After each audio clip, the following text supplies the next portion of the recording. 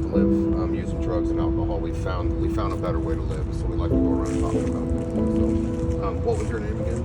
Hilda. Okay. And will you tell me a little bit about what you said earlier about how you got to this point and what's going on? Well, I had an ex-husband who got me hooked on the painkillers, and then after that, he got me hooked from meth to meth, and then from one addiction to another. Sure.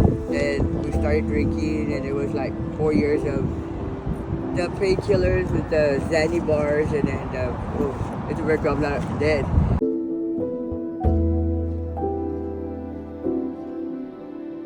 I mean, I can't really blame him for continuing, because that's my fault.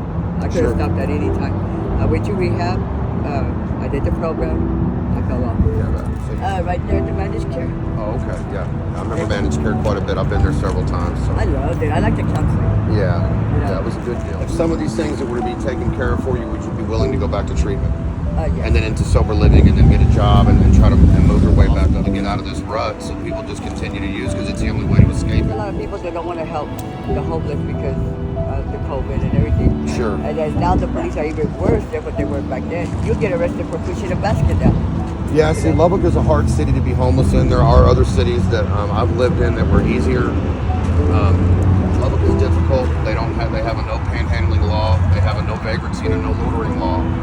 And even though I understand a little bit about why they do that, it doesn't help the problem. It doesn't offer a solution. So. And it's like I tell people, if they're gonna bless us, they're bless us, but don't judge us. I do understand it. It comes from the heart. I understand why people do what they do.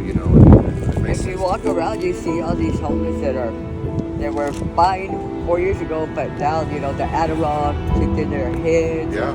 It's bad. A lot of drug addiction is actually caused by prescription that's handed out by doctors and by big pharmaceutical companies, and especially opiate addiction. About 80% of opiate addicts started off on pills that were given to them by a doctor, and it's sad to see that. And so I do understand that. So, but you did say that. I mean, because obviously, it's not easy just to get put somewhere, but you would be willing to go to treatment at some point, both of y'all, or at least you, and try to fix the situation. It's hard to remedy. I understand that. It's not something that happens overnight, especially when you got animals and things like that.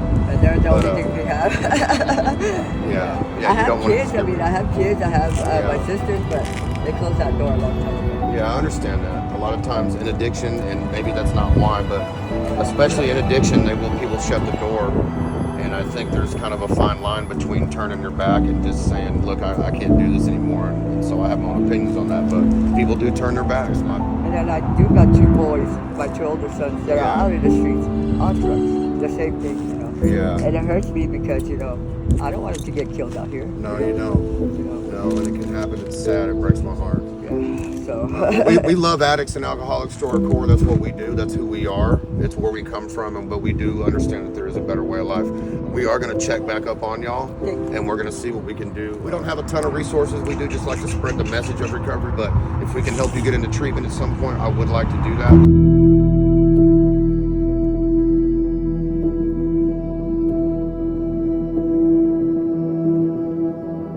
I really would like to see y'all clean and sober at some point. And thankfully you're not on the painkillers. I mean, drugs are drugs, but those are the ones that kill. They all kill slowly, but those kill quickly. And it breaks my heart. And it was good to see you. Good to meet you. We love y'all. I hope y'all have a good day. Okay. Thank you.